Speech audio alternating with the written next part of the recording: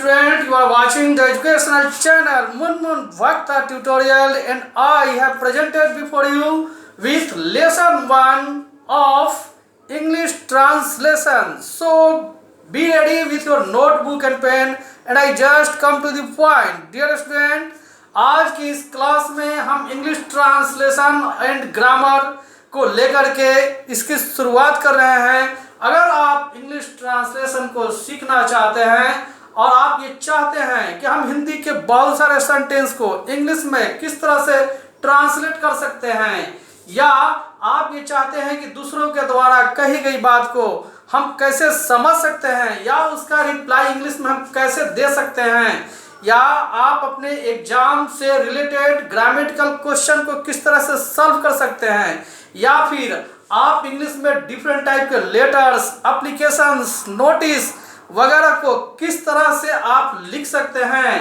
तो इसके लिए आपको इंग्लिश ट्रांसलेशन और ग्रामर को पढ़ने की बहुत ही ज़रूरत है, और इन सभी समस्याओं के समाधान को लेकर के हम ये क्लास शुरू कर रहे हैं। और आज का यह क्लास लेसन 1 है, और इसलिए आप चाहते हैं इन सभी चीज़ों के बारे में अच्छी जानकारी को हासिल करना, तो इस चैनल को, इस वीडियो के जस्ट नीचे राइट साइड में आपको सब्सक्राइब रेड पेन से लिखा हुआ दिखलाई पड़ रहा होगा, आप उसे टच करें और इस चैनल को सब्सक्राइब कर लें, बेल आइकन को भी दबा दें, ताकि आपको हर अगला क्लास जैसे ही मैं अपलोड करूंगा आप तुरंत इसको अटेंड कर पाएंगे। और मैं आपको बताता हूं कि इन सभी जो बातें मैंने अभी आपको बताई उसके लिए मात्र 60 डेज के 60 क्लास को अटेंड करना है मेरे साथ, और उसके बाद आपको मिलेगा इंग्लिश और ग्रामर से रिलेटेड बहुत सारी समस्याओं का निदान, और आप एक बहुत अच्छी जानकारी को हासिल कर सकेंगे बहुत ही इजी वे में। आपने बहुत जगह जो है इन चीज़ों को पढ़ा भी होगा और फिर भी आपको सफलता नहीं मिली है। तो आइए मेरे साथ इस क्लास को शुरू करें, इस क्लास को अटेंड करके आप देखें कि आपको कितनी सफलता हासिल होती है। कमेंट करके आप बताएंगे। आइए हम पॉइंट को शुरू करते हैं, और आज की इस फर्स्ट क्लास में हम लोग सीखने जा रहे हैं use of this, that, this and those. और बेसिकली आज का यह क्लास हमारे जूनियर स्टूडेंट्स के लिए है, क्योंकि मैंने इसे थोड़ा नीचे से इसलिए लिया है कि जो हमारे बिगिनर्स स्टूडेंट है, जो इंग्लिश ट्रांसलेशन को सीखने की शुरुआत करने वाले हैं, वे भी इस टारगेट में शामिल हो जाएं, और कुछ दिनों के बाद धीरे धीरे यह क्लास तो ऑटोमेटिकली थोड़ा सा टफ होता चला जाएगा, और जो लोग शुरू के 4-5 क्लास को छोड़ देंगे उनको आगे की बात को समझना थोड़ा सा मुश्किल हो जाएगा। इसलिए आप कोई भी क्लास मिस नहीं करेंगे और हर एक क्लास को तुरंत अटेंड करेंगे, और उसके लिए आप इस चैनल को सब्सक्राइब जरूर कर लेंगे। आइए हम पॉइंट की बात शुरू करते हैं। जैसा कि मैंने बताया, आप स्क्रीन से देख करके अपने नोटबुक पर नोट कर लीजिए। आज हम फर्स्ट में ये पढ़ने जा रहे हैं लेसन 1। आप लिखेंगे this is lesson 1, use of this, that, this, those, जिसका हिंदी मीनिंग होता है दिस मीन्स यह, दैट मीन्स वह, दिस मीन्स ये सब, और दोज मीन्स वे सब। इसका यूज हम कैसे करते हैं, इसका मीनिंग मैंने आपको बताया। तो आइए इसकी अब शुरुआत करते हैं। देखिए भाई, जो दिस होता है ना, उसका मीनिंग होता है या, और दैट मीन्स क्या होता है, वह। ये आप पहले से भी जानते हैं, लेकिन देखिए इस क्लास को एंड तक आप देखें, आपको कुछ अलग तरीका एक नजर आएगा। इस दिस दैट को हम यूज करते हैं, तो इसके मीनिंग को पहले समझना है, और यह हम कहाँ यूज करते हैं। तो भाई मैं आपको बताऊं, दिस मीन्स यह या दैट मीन्स वह, ये दोनों हमेशा सिंगुलर ऑब्जेक्ट, किसी एक वस्तु को बताने के लिए इनका प्रयोग हम करते हैं। लेकिन वह ऑब्जेक्ट अगर हमारे संपर्क में हो, हम उसको टच कर सकते हो, हमारे नज़दीक में हो, तब हम दिस का यूज करते हैं, और जब वो दूर हो तो उसे बताने के लिए हम दैट का यूज करते हैं। Clear student? यानी कि दिस नज़दीकी को बताता है, और दैट जो है थोड़ी दूरी को बताता है, जिसे हम टच नहीं कर सकते, छू नहीं सकते, कुछ दूर पर वो ऑब्जेक्ट हो, तो उसके लिए हम दैट वर्ड का यूज करते हैं। लेकिन ये दोनों सिंगुलर ऑब्जेक्ट के लिए यूज किए जाते हैं, यानी कि एक वस्तु को बताने के लिए किए जाते हैं। जैसे आइए कुछ एग्जांपल्स को लेकर देखते हैं। अगर मैं आपसे ये कहूं कि यह क्या है, तो यह एक पेन है, तो हम इसे बोलेंगे, यहां इंग्लिश में इसको कैसे बोलेंगे, this is a pen. Clear student. लेकिन यही पेन अगर मैं कुछ दूर रख दूं, जैसे आप देख रहे हैं मैंने एक यहाँ पेन को रख दिया है, आप इसे देख सकते हैं, ये पेन है। क्लियर। तो मुझे इसको बताना हो यहाँ से, तो इसको हम अब टच नहीं कर सकते हैं, तो हम बोलेंगे वह एक पेन है, और इसे हम इंग्लिश में कहेंगे that is a pen. Clear student. अगर हमें किसी बुक के बारे में बताना हो तो हम क्या कहेंगे, यह हमारे पास में है और एक है, सिंगुलर है, इसलिए हम कहेंगे यह एक किताब है, और इंग्लिश में हम कैसे कहेंगे, दिस इज अ बुक।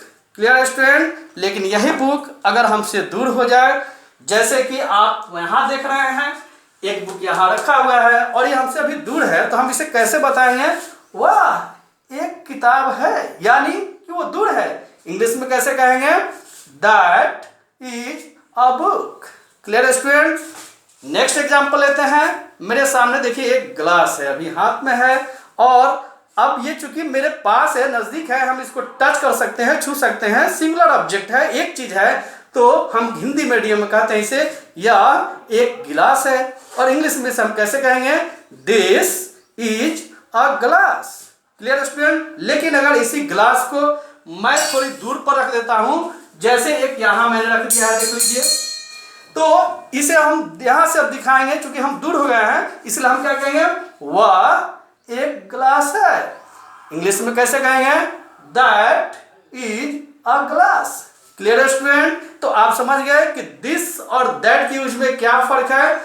जो ऑब्जेक्ट हमारे पास में हो, नजदीक हो, जिसे हम टच कर सकते हो, उसके लिए हम दिस यूज करते हैं, और जो थोड़ी दूरी पर हो जाए, जिसे हम टच नहीं कर सकते, इशारे से बता सकते हैं, तो वह दैट हो गया। जैसा कि मैंने अभी 3 एग्जांपल्स आपको बताया। अब आइए समझते हैं दीज और दोज में क्या फर्क होता है। तो भाई दीज और दोज दिस दैट से बिल्कुल ही जुड़ा हुआ है।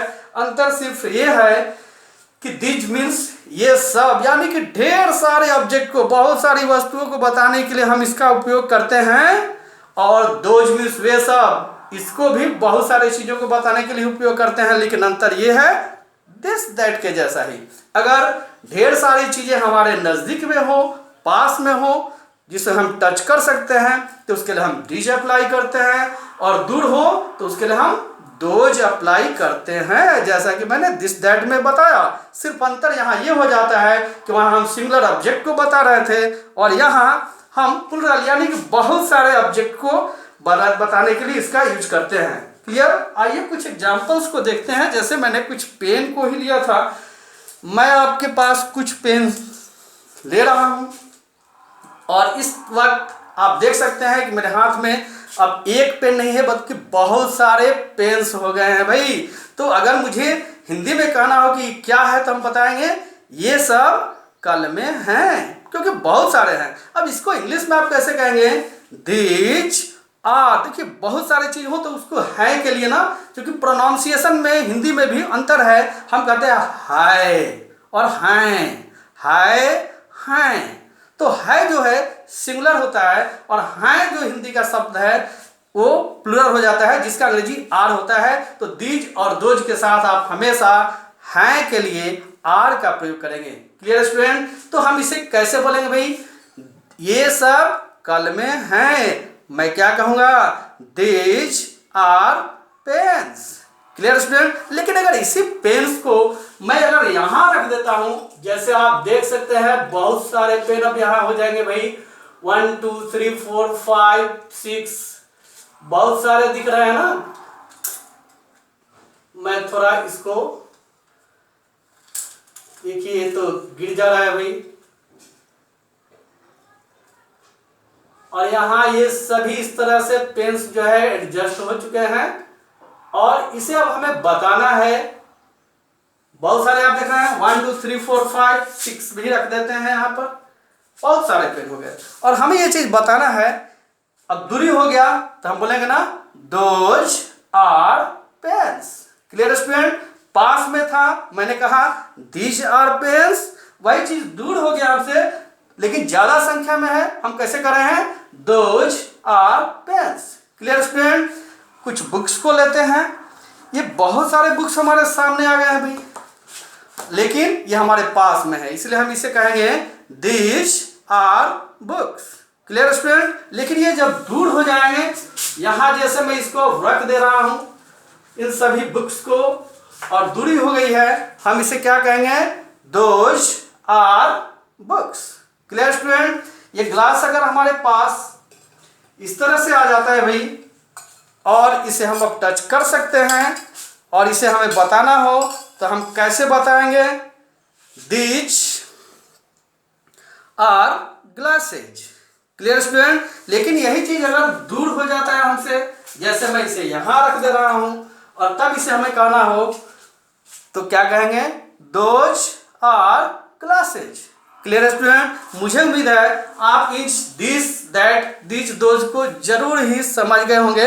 आइए थोड़े एग्जाम्पल्स को लेकर के हम देखते हैं और स्क्रीन पर आप देख सकते हैं आपके लिए कुछ होमवर्क भी होने वाला है कि हम किस तरह से ट्रांसलेट करते हैं। मैंने एग्जाम्पल लिया है अगर कि यह मोहन है और आप देख रहे हैं भाई मैंने लिखा है 1 2 3 रूल शुरू में, यानी कि यहाँ जो भी चीज़ लिखा हो या वह मोहन सोहन राम मैं तुम, उसकी अंग्रेजी आप बना देंगे। जिसको आपने देखना है कि दिस के यह का अंग्रेजी जो दिस होता है उसको मैंने यहाँ लिख दिया फर्स्ट में, फिर लास्ट में यहाँ जो है या था है या जो भी रहता है उसकी अंग्रेजी आप बनाएंगे 2 नंबर पर, दिस इज हो गया और मोहन तो फिर आप यहाँ मोहन लिख देंगे, यानी कि 1 2 3 दिस इज मोहन। फिर 1 2 3 रूल से यह भी बनेगा, वह हरी है तो वह का हो गया भाई दैट, हाई के लिए आ गया इज, फिर हरी का हरी दैट इज हरी। आगे नेक्स्ट देखते हैं, वह एक कुर्सी है दैट इज अ चेयर। फिर आगे नेक्स्ट देखिए, ये सब किताबें हैं तो भाई ये सब के लिए क्या आ गया, दीज, हैं के लिए आ गया आर और किताबें तो बुक्स हो गया। Clear student. फिर आगे देखते हैं, वे सब खिलौने हैं, सबसे पहले हम वे सब को लिखेंगे दोज, उसके बाद हैं आर, फिर खिलौने टॉयज। Clear student. अब मैं आपको कुछ एग्जाम्पल्स देता हूं जो आप स्क्रीन से नोट कर सकते हैं होमवर्क के रूप में। मुझे उम्मीद है आप इन सब चीज़ों को बना सकेंगे और बनाने के बाद आप इसका वेरिफिकेशन कैसे करेंगे, तो मैंने इसका आंसर भी रेड पेन से लिख दिया है, यानी कि सबका ट्रांसलेशन मैंने कर भी दिया है, क्योंकि आपको तो चेक करने के लिए एक टीचर की ज़रूरत होगी और इसलिए मैंने इस आंसर को पहले ही बना दिया है। लेकिन आप अपने मन से इसको बनाएंगे और इस आंसर से मिला करके अपने होमवर्क को चेक करके सेटिस्फाइड हो लेंगे कि मैं कितना सही और कितना गलत बनाया हूँ। Clear student. मुझे उम्मीद है कि आपको इस क्लास से दिस दैट और दिस दोज का एप्लीकेशन अच्छी तरह से समझ में आ गया होगा। मैं तुरंत लेसन 2 को लेकर के उपस्थित होऊंगा आपके सामने और तब तक के लिए आप इस चीज़ को आप अच्छे से पढ़ें और इसके होमवर्क को आप तैयार करें और मिलते हैं नेक्स्ट क्लास में नए वीडियो के साथ। Thank you.